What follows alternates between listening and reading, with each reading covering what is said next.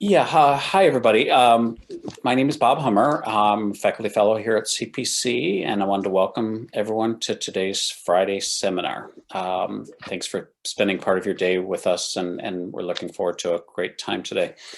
I'm very pleased and proud to introduce Dr. Michal Engelman here from the University of Wisconsin at Madison, who I met at a PA meeting for the first time maybe 10 to 12 years ago, something like that. And I've just been extraordinarily impressed with her work ever since. She got her PhD at Johns Hopkins School of Public Health in 2010 in population and health. But prior to that, and interestingly, one of the things I think that's reflected in her work is she's got a BA in history from Harvard prior to that. So, you know, her work combines interest in history, sociology, biology, demography, and so forth. And you can see that reflected in her work. She first did a postdoc at Johns Hopkins and then moved to an assistant professor position at the University of Chicago in sociology prior to moving to Wisconsin in 2013, where she's now an associate professor of sociology. Her work has been extraordinary over the last decade.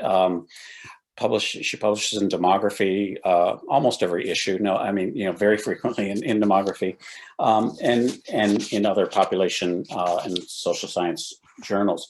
She's now very recently become director of the Wisconsin Longitudinal Study, one of the longest running projects in the social sciences.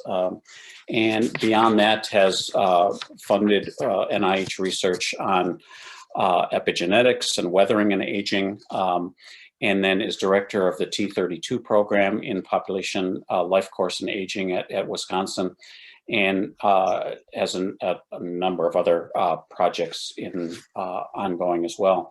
So, you know, just to round things out, she won the Dorothy Thomas Award at the PA for her work as in research as a graduate student, and then more recently at Wisconsin won a teaching award as well. So it's an incredibly well-rounded, productive, interesting, and great career trajectory. And I'm just thrilled to have gotten to know her over the years, and thrilled to have her spend some time with us today. So I'll turn it over to Michal. She'll be talking about death disparities and cumulative disadvantage, and how social inequities shape an impairment paradox in later life. So Michal. Great. Thank you so much, Bob, for this very, very generous introduction. I appreciate it. And I also want to maybe temper it a little bit by saying, you know, I'm giving this presentation in this weird forum online because we are in a pandemic, and particularly a pandemic that affects many people's ability to concentrate and get work done. And so I want to acknowledge that this is an issue and a struggle. It's a struggle for many people. I include myself among them. And so I think, you know, it's to keep things a little bit real.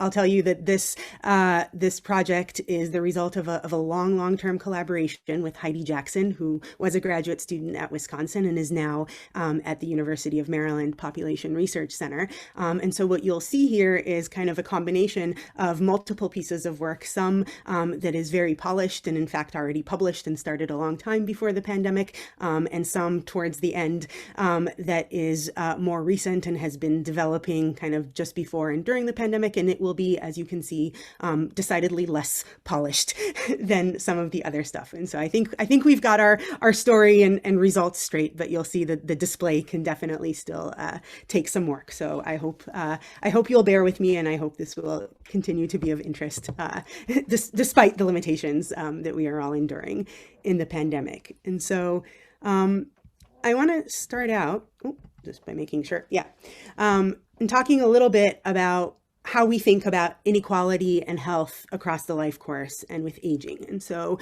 there are kind of two major theoretical frameworks that orient a lot of research as we think about health over time. And one, particularly for folks in sociology and demography, is understanding health as a product of multiple things, both biological, but also of particular interest, the social determinants of health, right? Things that exist outside the body, often outside the characteristics of an individual that influence people's health in later life.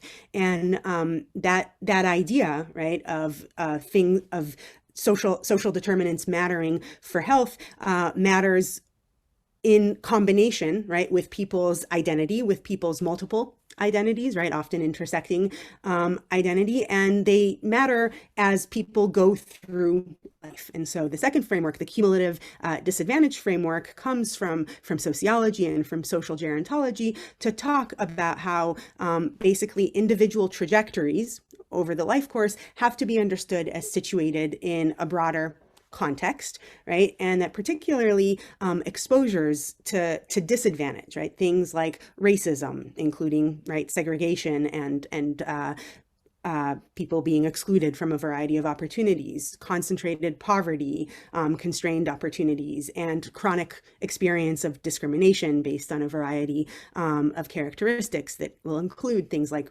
race and gender and sexuality and class. All of these things work together, right, in order to shape people's health, and they also create inequality in society. And so I want to be really thoughtful as we do these analyses. We are using individual level data, but we are especially interested, Heidi and I here, in treating kind of these social determinants as systemic characteristics rather than individual ones.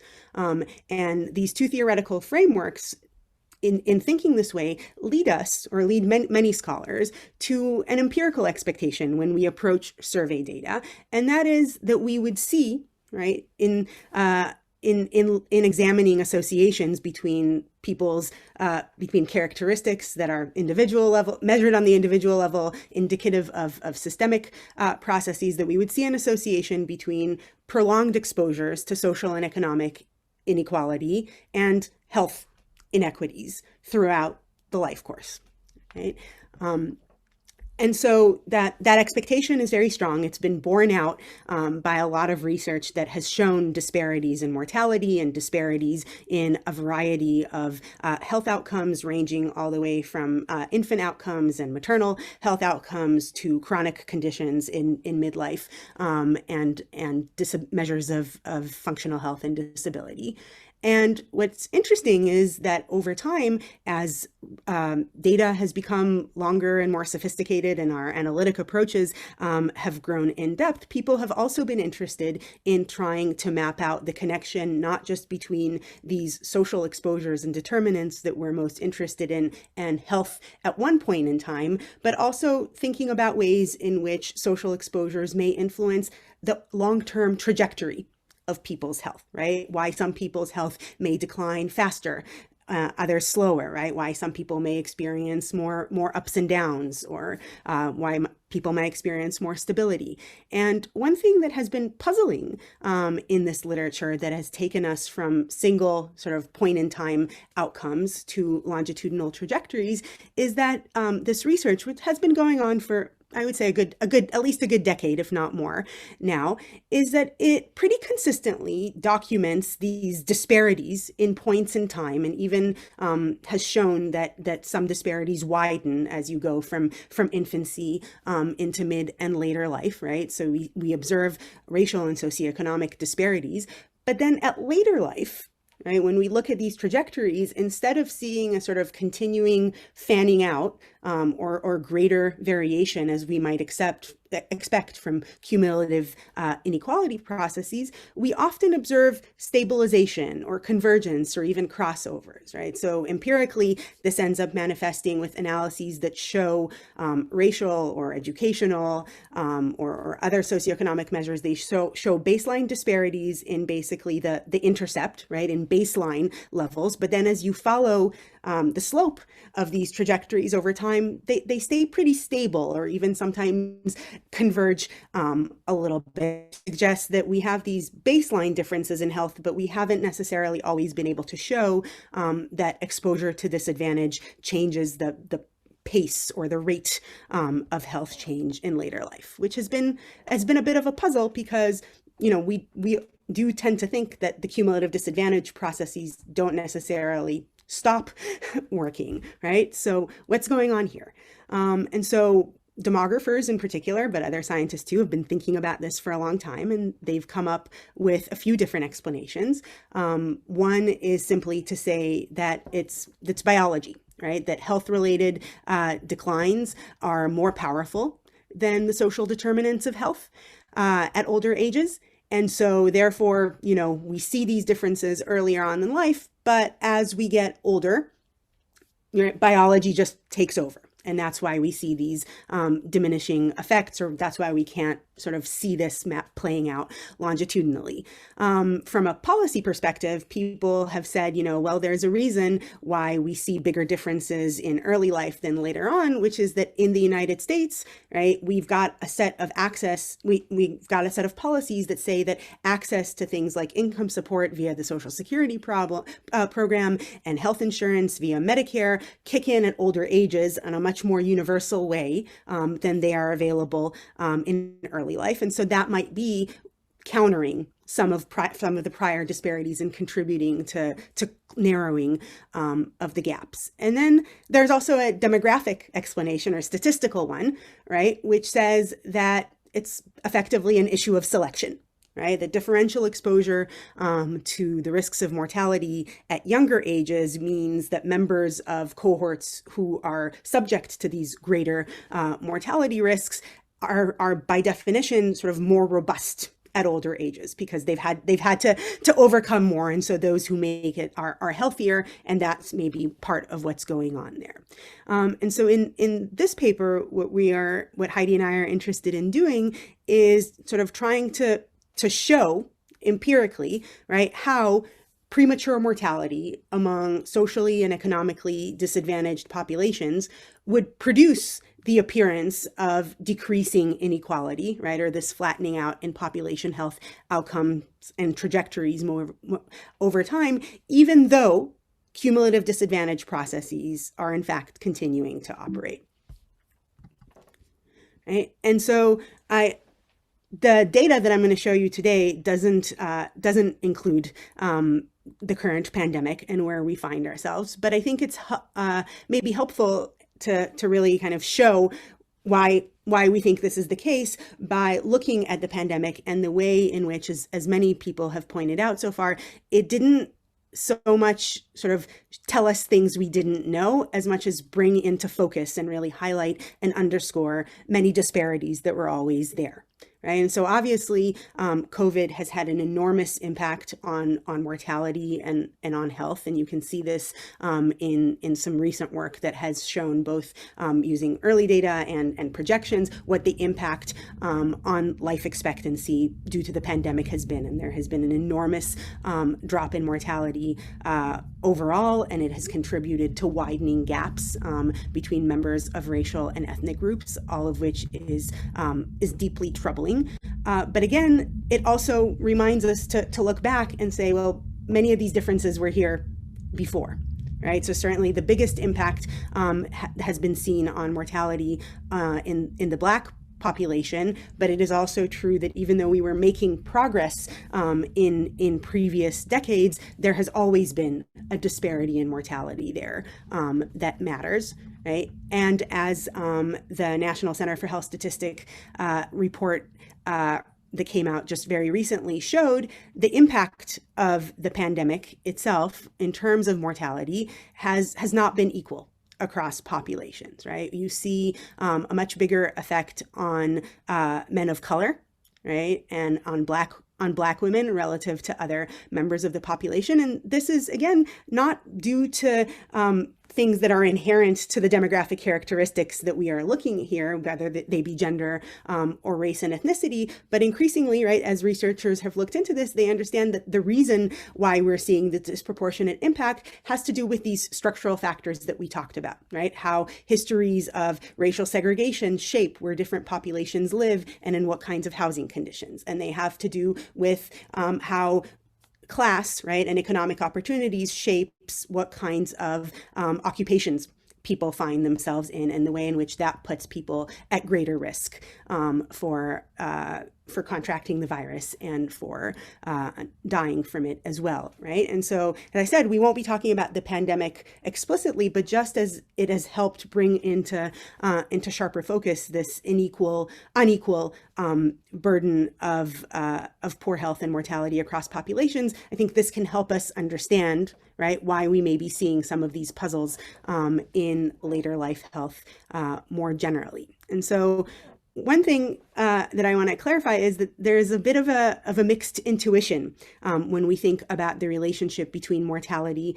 and population health, right? So for individuals, right, we often think that old age mortality is something that follows health decline, right? So people die at the end of a battle with illness, for example, right? And once people die, we have no more health measurements on them. On the other hand, right, as population scientists, we actually frequently deal with situations where mortality at younger ages may shape patterns of health at older ages for a cohort because it determines the composition of who survives to older ages, right? And so when we look at these longitudinal trends in health over time and try to figure out how we can compare patterns of health across different subgroups that are aging, it's really important, right, to recognize that mortality is a competing risk to the development of particular health conditions and impairments in later life. And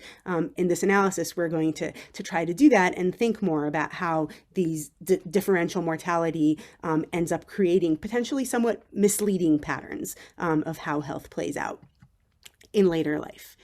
And so in the current study, we ask a set of questions to try and better understand health trajectories in later life and the way in which exposure to a variety of social and economic conditions in early life can shape those trajectories over time, right? In particular, this idea of cumulative disadvantage when applied to health suggests, right, that we should see widening inequality, which means that people who enter midlife in poorer health, we may expect them to be at greater risk of experiencing subsequent health decline. And so we're going to ask, whether that happens and to what extent. And then we're also interested in trying to get at this question that many others in this literature have been asking, which is whether we can link indicators of exposure to disadvantage earlier in the life course to patterns of health change later on. And throughout all of this, we're going to try to really understand repeatedly what are the implications of differential mortality, right, prior to these measurements of health, right? What are the implications of differential mortality by race, gender, and socioeconomic status for the health disparities that we observe? So our data come from the health and retirement study. I'm guessing that most people in the room are familiar with it. We're using it because it is a longitudinal, nationally representative data set that researchers in both the social sciences and public health have relied on extensively to describe patterns of health in later life. And what we have is folks who were born between 1931 and 1941 and were surveyed every 2 years between 1992 and 2016. We are, for sample size reasons, able to focus only on Black and white respondents and on men and women only.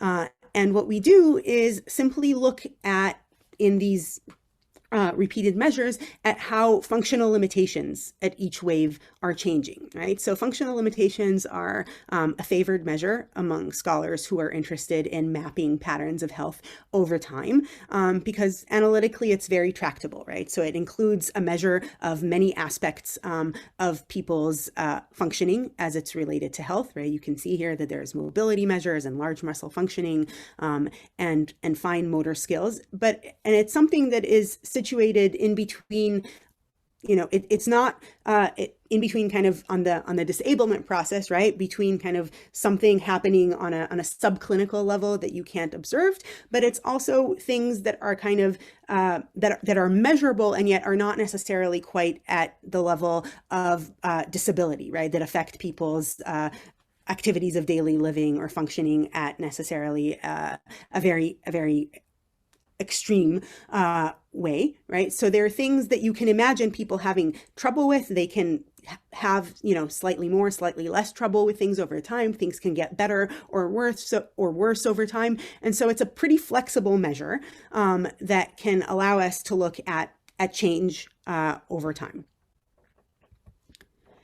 And I'm going to, before telling you about the analysis that we're going to do here, I'm going to show you a few results from prior work that Heidi and I did looking at these trajectories of functional health in the HRS. Because when we did that, we noticed that it is actually quite hard to characterize these health trajectories if you don't use common parametric models that assume that the pattern of health in later life is kind of gradual and consistent and, is a pattern of gradually accumulating limitations or gradually declining measure of health, right? When we looked at the HRS and we used sequence analysis to look at what are some of the most common sequences of functional health, we didn't see these kind of gradual increase that we were expecting as people accumulate more limitations, right? When we look at the most common, we saw a lot of flat lines. Now, part of that is because there's a lot of heterogeneity, right? So people may experience an increase in limitations, but not everyone's going to experience it at exactly the same time. And so what you see when you just try to look at the most common functional limitation trajectories for older people, what you see is that one, there's a lot of heterogeneity, so there's no one pattern that is really like representative of a whole lot of people, right? Even this most common one with 239 people is not a lot when you consider, a sample size of over 8,000 people. And also what you see is a lot of flat lines, which is people contribute, an observation, right? They join the survey and then they drop out, or they participate in the survey for a couple of sessions and they're either lost to follow up or they die. And so this was our first inclination or sort of the first point of evidence that said, hey, like mortality and people dropping out of the study is a really big deal because these are selective processes, right? It's probably not happening at random, and it's important to think about what this does to how we measure health. And then we also said, okay, but let's take out the people who don't ever experience any increase in limitation. Let's just look at the people who definitely do say that they have experienced an increase in functional limitation over time, which means that they report some kind of health decline. And what we saw is, again, like very small numbers, because people experience these increases at different points in time. But again, you see an increase, and then almost as commonly as you see someone reporting more difficulty, they then report improvement as well, right? So there's ups and downs, and you don't see a lot of that trajectory of continually increase.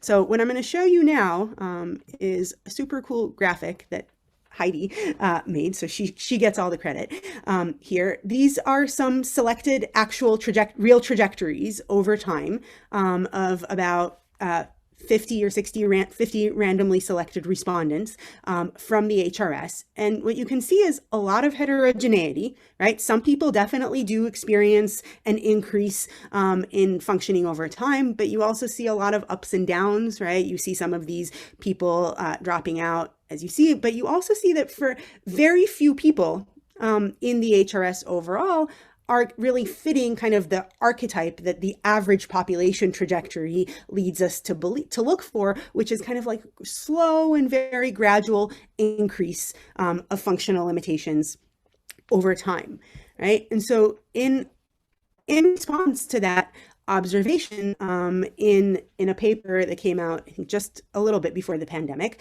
Heidi and I proposed what we called a punctuated equilibrium framework, right? So rather than assuming, as many parametric trajectory models that people use to try to characterize longitudinal patterns of health, that health decline is gradual, what we said is, well, let's acknowledge, right, that these average population or subpopulation trajectories, if you want to look just at specific racial or ethnic groups or by gender or by level of education or other characteristics, right, these parametric models don't accurately represent the experiences of most individuals. In fact, right, what you see for most people is not a gradual accumulation of poor health, but rather mostly kind of stasis, right? Things kind of tend to be the same until they're not, right? And so that's not to say that people don't experience change, right? People do experience change pretty commonly, right? But it happens kind of rarely in the grand scheme of things, right? And this change is rarely continuous and gradual. What it tends to do is often kind of be like a sudden departure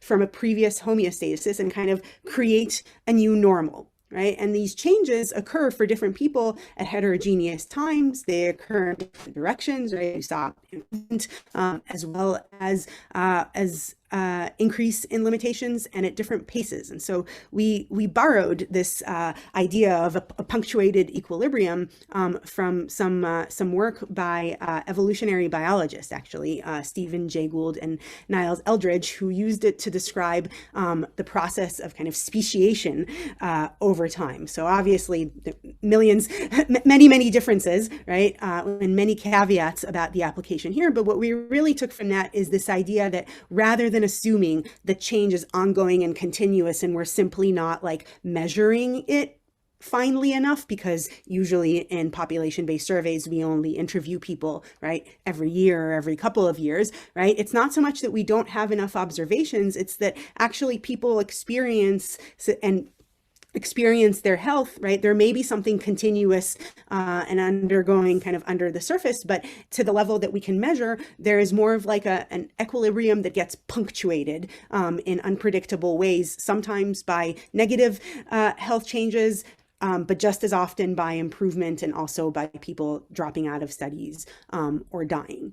And so that this punctuated equilibrium model, we think matters not only kind of methodologically from the sense of like describing accurately what we see in the data, but also because more actively acknowledging, right, this competing risk of mortality and attrition might help us get at this puzzle, right, of what happens to health trajectories longitudinally and why it is that sort of cumulative disadvantage doesn't seem to show up in the rate of change, right, in the slope of these parametric models, right? Maybe if we come up with an analysis that can more proactively look at the composition and health of the older population, we would be able to see this a little bit more clearly. And so the results that I'm going to show you now have two outcomes that are informed by this punctuated equilibrium model. We're going to look at health changes, which means people who are last observed in either the same or better health, or people who experience an increase in limitation over time. And we're going to constantly compare that to competing risks of dying during a follow-up period, or, you know, surviving but being lost to follow-up, right? So we know whether or not people die because of the HRS's mortality link, and we also know when people are no longer in the study but have not yet been reported, right, to the mortality registry. And so what we do is we adopt this punctuated equilibrium perspective in order to look at a set of to conduct some non-parametric analyses and some multinomial logistic regressions where we try to link these outcomes with independent variables that proxy, right? And again, sort of a rough, we don't claim to make this comprehensive, but sort of that roughly look at the relationship between adult measures of adult SES, particularly education, and we also account for wealth quantiles and for people's longest reported occupation, and an indicator of social support. It's marriage, because we're looking at an older cohort, and that is kind of the most salient indicator we could find. You can imagine this changing to including, you know, cohabitation or other relationships and close friendships for other cohorts later on. And, you know, we're going to compare some of these more distal upstream things to proximate health behaviors like smoking. And all of these analyses are stratified by necessarily binary measures of race and gender, because we acknowledge that not only the outcome, right, but also these independent variables, right, educational attainment and wealth and people's occupations are themselves stratified, right, and sort of attaining them. They're not just independent of these characteristics. And so this is where I pointed out that the display gets a lot less beautiful, right? And so the first thing that I want to show you here in terms of results is just that excuse me, that there are differences in the distribution by race and by gender in where people are relative to their proportion in the total sample of the population, which is over here on the right, right? And so white women are underrepresented in the category of no limitation relative to their proportion of the population, as are Black women. But white men are overrepresented relative to their proportion in the total population in this no limitation category. And Black men are overrepresented at the two tails, right? Both no limitation and many limitations relative to their share in the population, right? And, and then relative to as predicted, right, by some of the classic cumulative disadvantage theory, people with social advantages, right, be they higher education, greater wealth, occupation, right, and with higher salaries and more secure benefits, and married people are more likely to start our survey with no or fewer limitations, right? And less likely to be at sort of a high level of limitations at baseline, right? And so that suggests that social advantage and social disadvantage in early life, right, or relatively early life, are associated with health in midlife just as we would expect, right? Exactly in the expected ways. But the relationship between starting health and subsequent health change turns out to be a lot less intuitive, right? And so in particular, right, the people who, even though most individuals in the study end up reporting some kind of increase in functional limitation, this turns out to be a lot more common among people who start out with fewer limitations relative to the people who start at the highest level of limitation. With kind of the worst at the beginning, to see an increase, right? They're least likely to last observed, least likely to ever see an increase, in fact, statistically less likely than kind of the average for the rest of the sample, right? They are, health improvement is also less likely to experience health improvement, right? So with higher levels of functional limitations are no less likely, right? And sometimes more likely to also see improvement in their health over time. What you do see, this kind of stepwise relationship that you might expect from looking at initial functional status, is that people with more limitations earlier on in the survey at the beginning are much more likely to be lost to mortality, right? Which suggests really that there is this selective process, right? They are also, interestingly, somewhat less likely to just be lost to follow-up. They're not as likely to just drop out of the study, although the likelihood is, substantial at all groups.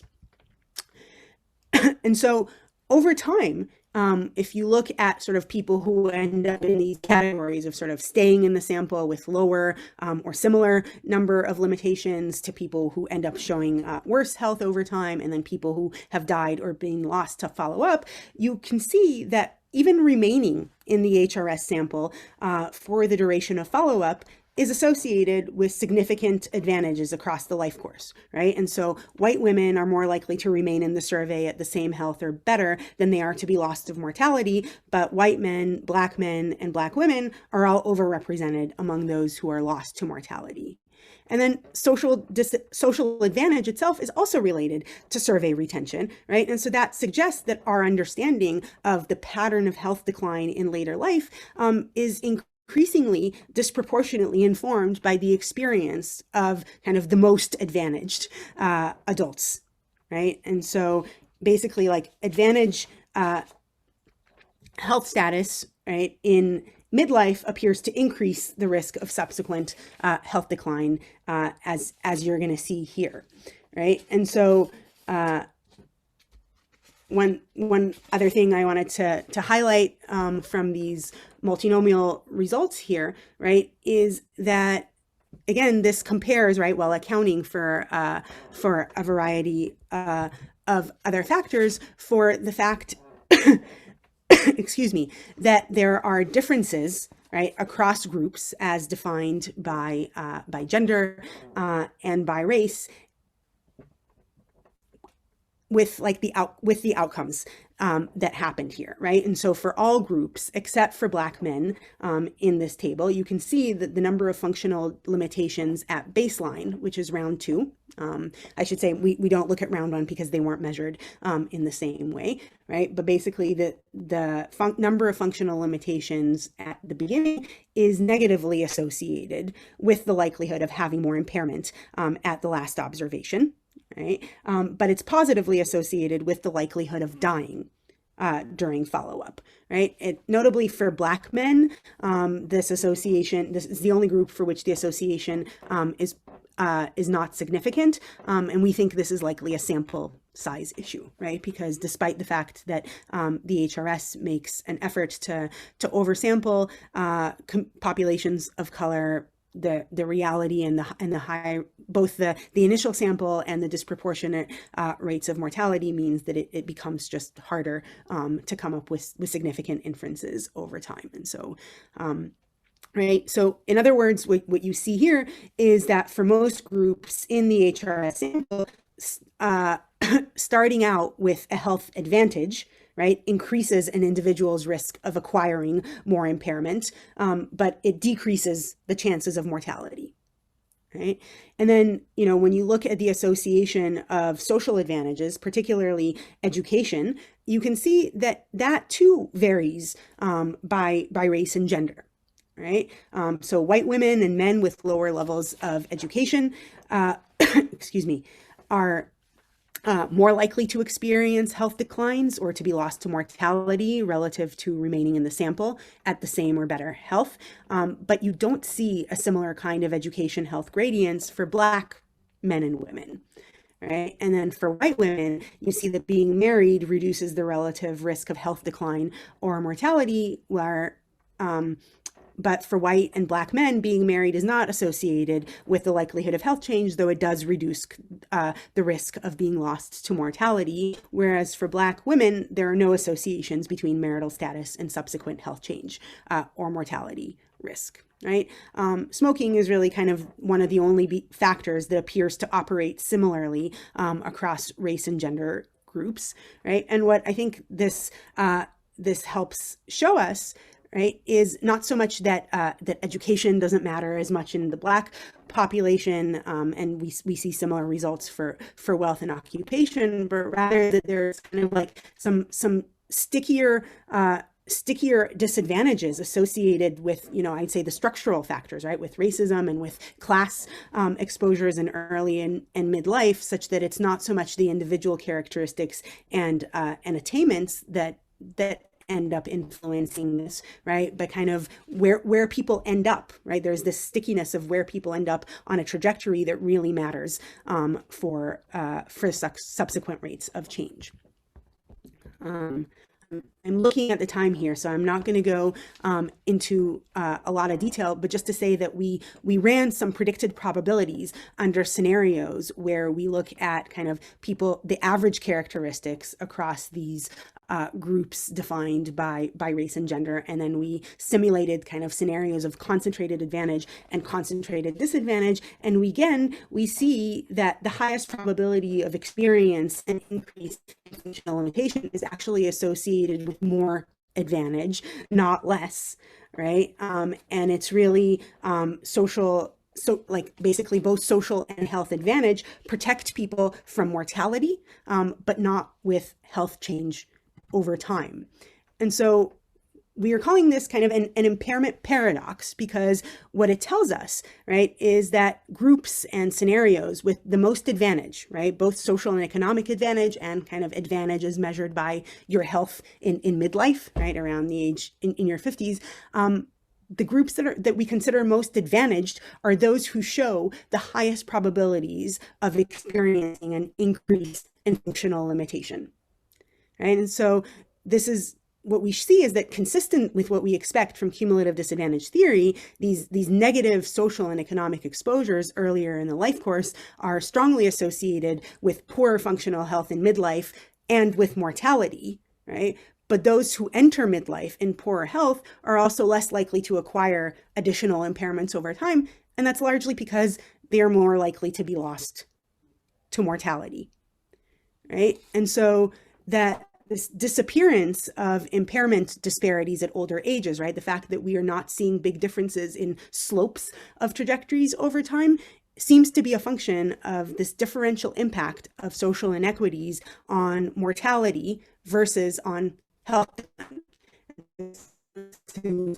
Inequality shape these later health inequities, not so much directly by impacting health, but seems to be primarily by impacting the composition of the cohort, right, of who gets to survive into midlife and older ages, right, in a way that also shows us that exposure to different markers of social disadvantage, be they education or wealth and occupation, this plays out very differently across groups that are defined race and gender. So their relationship is relational, right? It depends on a lot of things. It doesn't play out in the same way everywhere.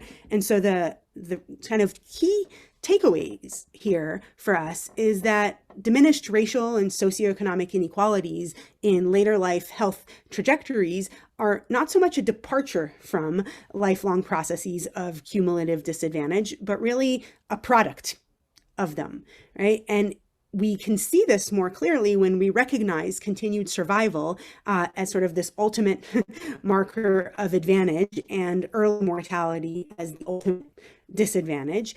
And making this explicit in our quantitative analysis is, we think, potentially a promising way to more clearly link the impact of broader structural stratification across race and gender and class with inequities in health. Right? The fundamental cause theory has always said that it's very hard to link particular exposures to particular outcomes because fundamental causes, right, shape patterns of health through multiple mechanisms across the life course and in many ways, right? So it's perhaps not surprising that we don't find these linkages with very specific health outcomes. They have a much stronger relationship with mortality, which then determines who is able to develop these impairments. And so even though it's weird to think of functional limitation in older ages as a marker of advantage, right? Most older people would rather sort of not lose functionality. And yet, right, sort of living long enough to experience that is in some ways there a mark of advantage in survivorship. It also suggests, right, that interventions that address the social and economic causes that sort people into these different health categories at midlife and which ultimately influence mortality can have a bigger impact than interventions that are more narrowly intended to slow the pace of health decline. But importantly, it's also worth noting that that impact is mixed, right? So if allowing, basically creating the kinds of interventions that allow more people to survive into later life won't necessarily mean a healthier population. It will be potentially a population that experiences more of these limitations and is still going to need those supports. But importantly, it's going to be a population with more equal longevity outcomes over time. And I think this is where I'll end for now. Happy to take questions. I want to thank both the Center for Demography of Health and Aging at UW-Madison and the Maryland Population Center for support. And thanks to all of you for listening. Michal, that was fabulous.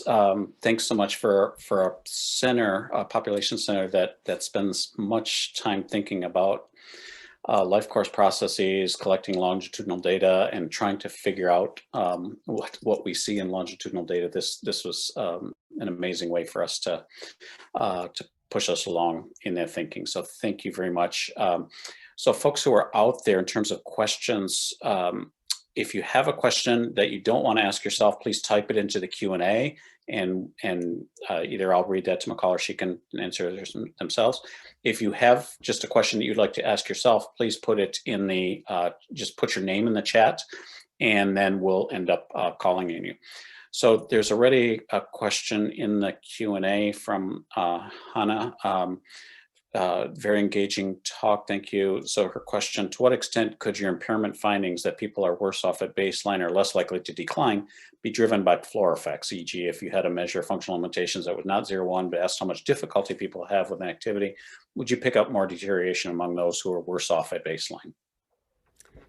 Thank you, Hannah. It's a great question. I think no doubt that we would be able to do that, right? So there have been some analyses recently that suggest, right, that it's not so much the case that people, right? So the point of the punctuated equilibrium model is not to suggest that people don't necessarily experience health decline before mortality. I think people certainly do experience these health declines. I think that on a population level, the fact that these happen at heterogeneous times and heterogeneous rates for people have made us think that it's kind of a smoother process rather than kind of starts and stops for people. So I definitely do think that that there is the deterioration in health in later life is real, and that we definitely could probably pick more of that up with finer measure of activity. I think there's also been some work recently by Miles Taylor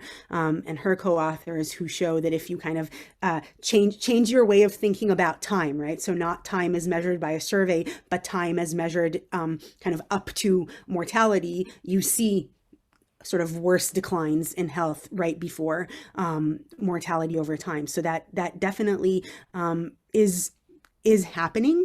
And I think the goal in both cases, right, whether you reorient by kind of changing your metric or time, or you reorient by saying, well, you need to constantly think of mortality as this competing risk for what you're measuring, you end up back with this idea that that mortality sort of repeatedly interferes with our ability to really understand health decline, right? So not that it's really there, but that in many ways we're underestimating it when we don't think about mortality.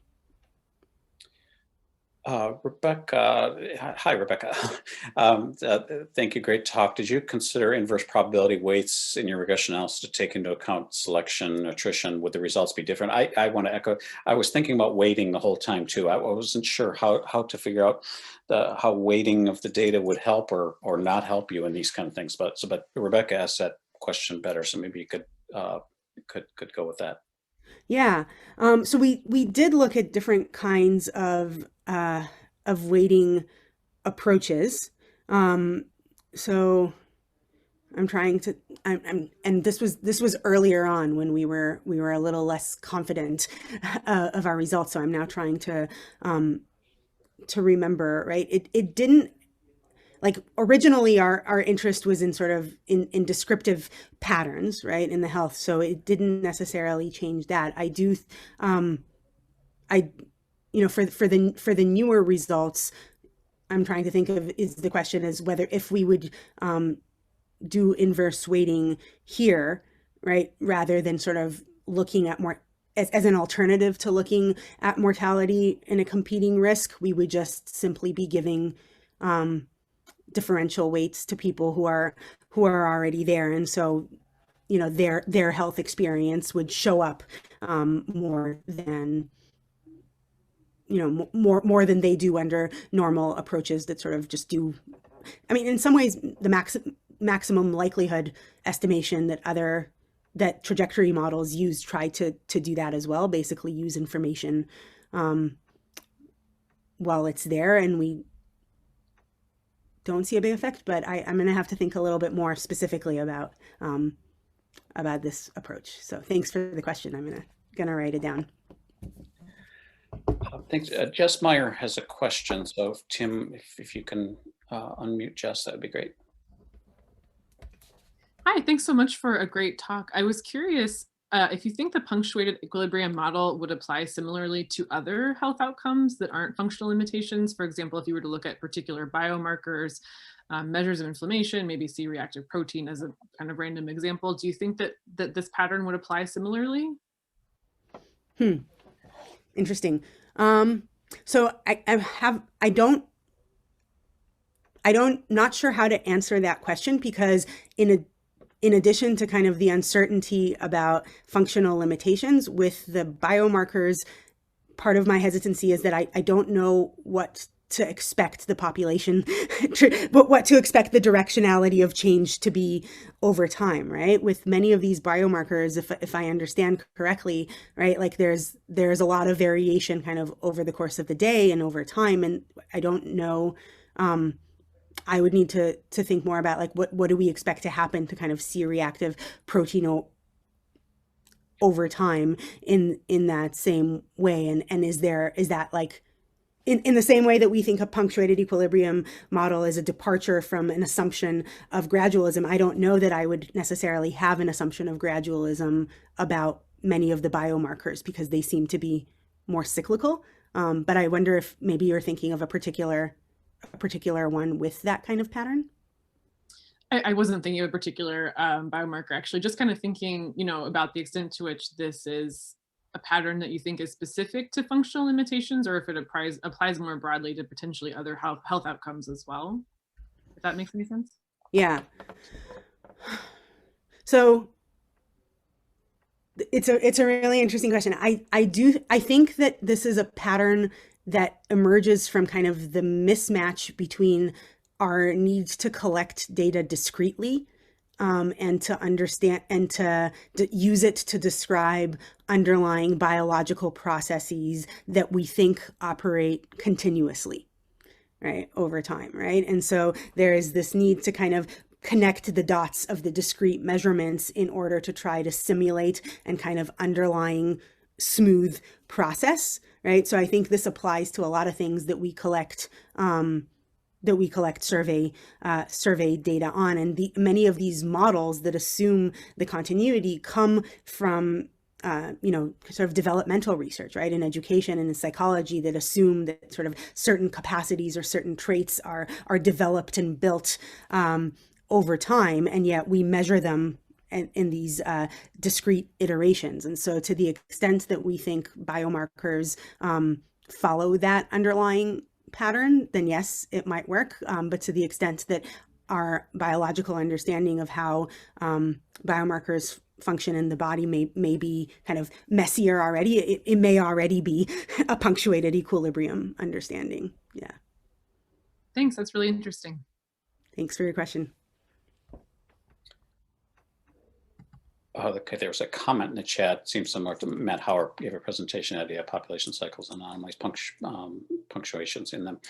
I was going to ask the next question, Michal. I know you necessarily your results didn't focus on the Hispanic population today or populations, Yeah. and the data get thin, and you're putting a lot of you're putting the data through a lot here. So that's it. I wonder if you had looked at the data on the side, and if you could kind of say anything about that, or if not, what you might expect to see with different Hispanic populations. You've done a lot of work on the immigrant health, and so Hispanic immigrants. And one of the key reasons why I'm asking is because you see, as you know, kind of different levels of functional health and mortality in Hispanics in comparison to both Blacks and whites. High levels of poor functional health and older adulthood, but also low mortality. So Right. have you taken a peek there, or if not, what would you think might the results look like in comparison to the other groups?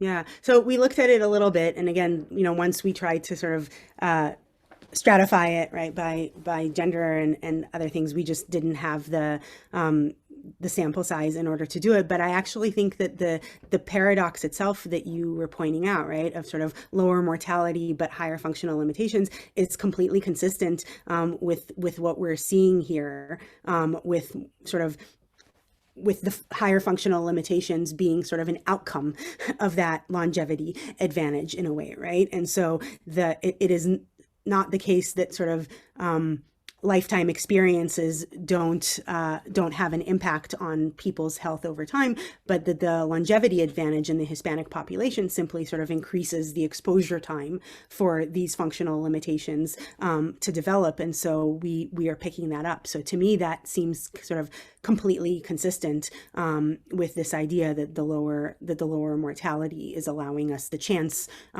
to observe more limitations than we otherwise might. Right. Okay. No, I would. That's what I would hypothesize as well. I wish there was more HRS data to be right. to thoroughly take a look at those processes. Which is one of the interesting things we've been thinking a lot about is how, you know, oversampling and having data that is representative of the population is still not enough to really understand processes within subpopulations, right? And so I don't really have a solution yet, besides the idea that we need, you know, in order to understand the health of particular subpopulations, we just really need bigger surveys of those populations, in addition to and alongside these nationally representative ones. Right. Okay. Other people, names in the chat, or any further questions in the Q&A? We've got a couple minutes yet.